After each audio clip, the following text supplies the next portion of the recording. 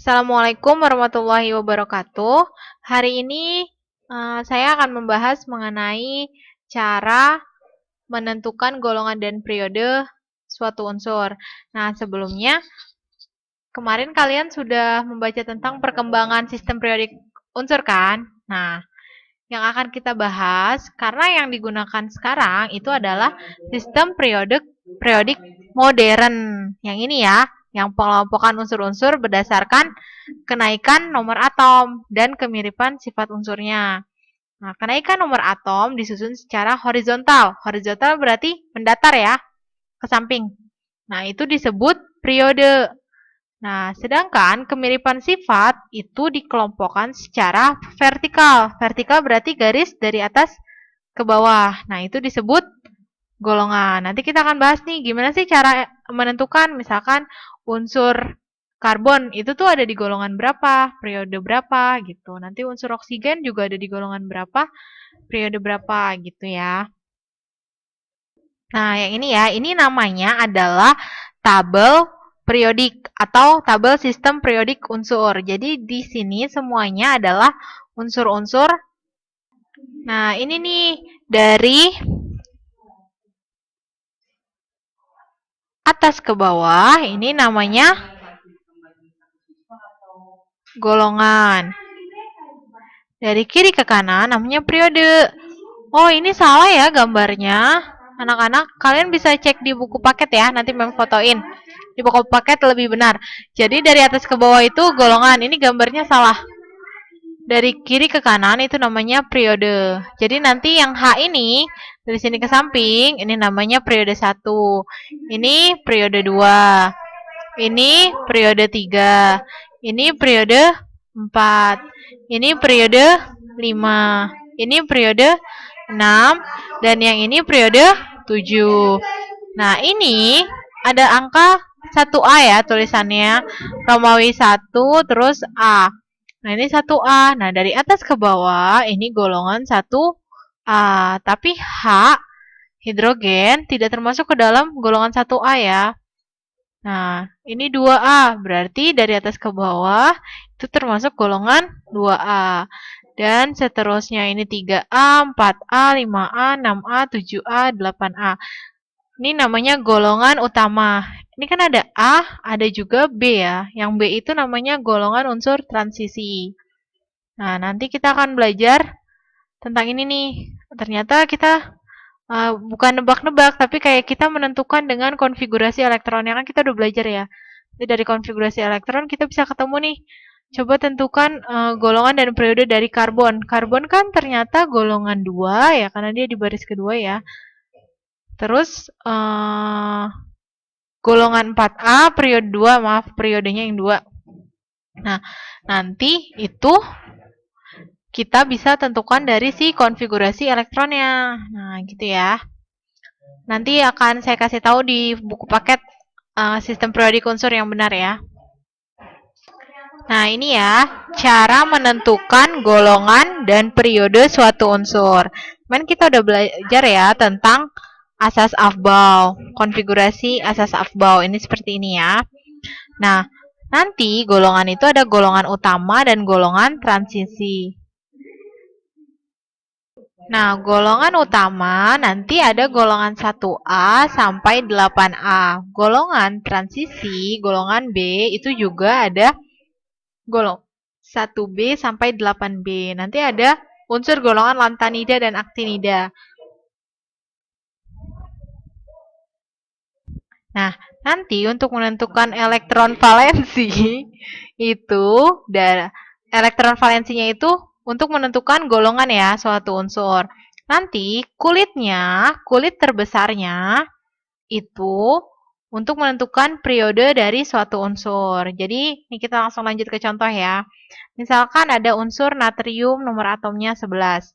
Berarti kita membuat konfigurasi elektronnya. Pokoknya ini berlanjut terus ya materinya. Jadinya kalian harus paham yang sebelum-sebelumnya. Jadi kalau masih ada yang kurang paham, silakan tanya Japri. Jangan nanti tiba-tiba di ujung udah bilang nggak paham gitu, tapi nggak pernah mau bertanya gitu.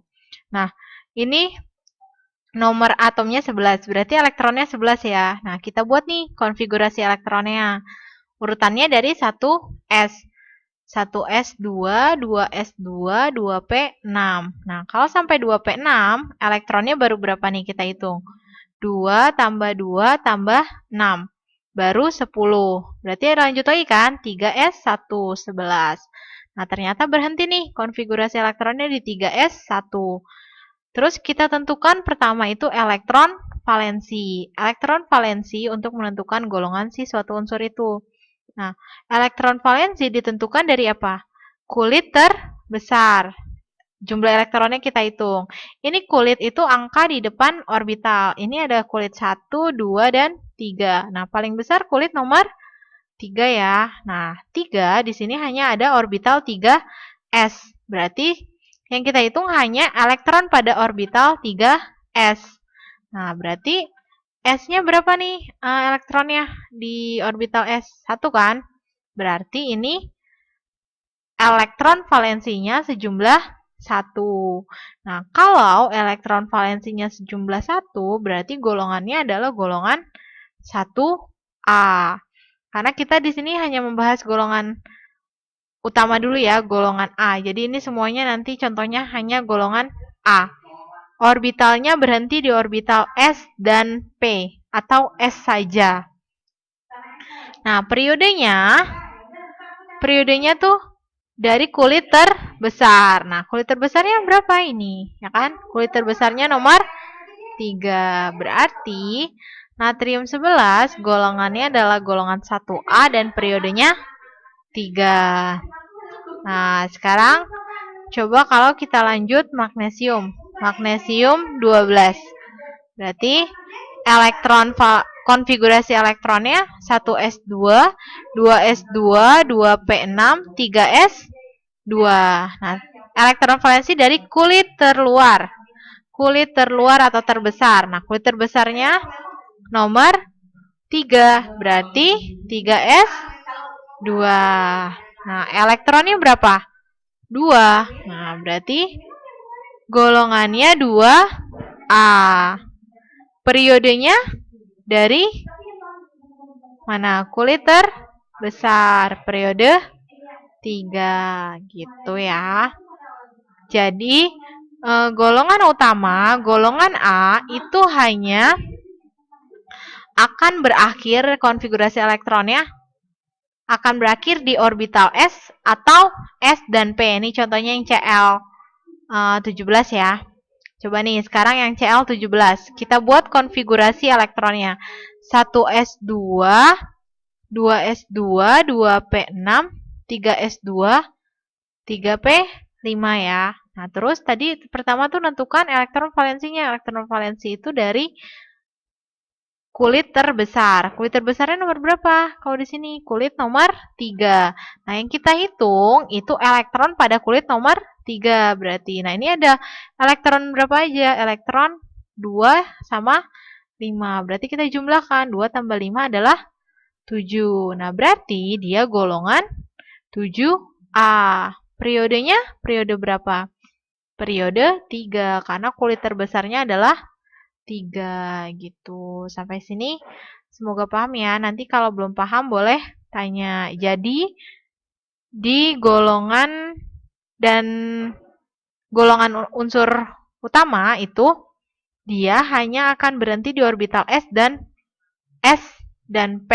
Jadi nggak akan berhenti di orbital P aja atau orbital D. Karena kita ada orbital D kan di sini. Nah, ini ya, jadi clue-nya pokoknya kalau dia berhenti di orbital S aja sendirian nih, seperti di contoh Na dan Mg, dia berhenti konfigurasi elektronnya ya. Di orbital S aja, udah pasti dia golongan A. Atau dia berhenti di orbital S dan P. Contohnya yang Cl ini, berhenti di orbital S dan P. Nah, itu udah pasti juga golongan A. Nanti kalau berhentinya di orbital D, itu adalah golongan B. Itu golongan yang akan kita bahas selanjutnya. Jadi hari ini hanya membahas tentang golongan unsur utama ya. Nah, nanti kalian boleh tanya. Terus hari Senin nanti kita latihan soalnya ya. Yaudah ya. Assalamualaikum warahmatullahi wabarakatuh.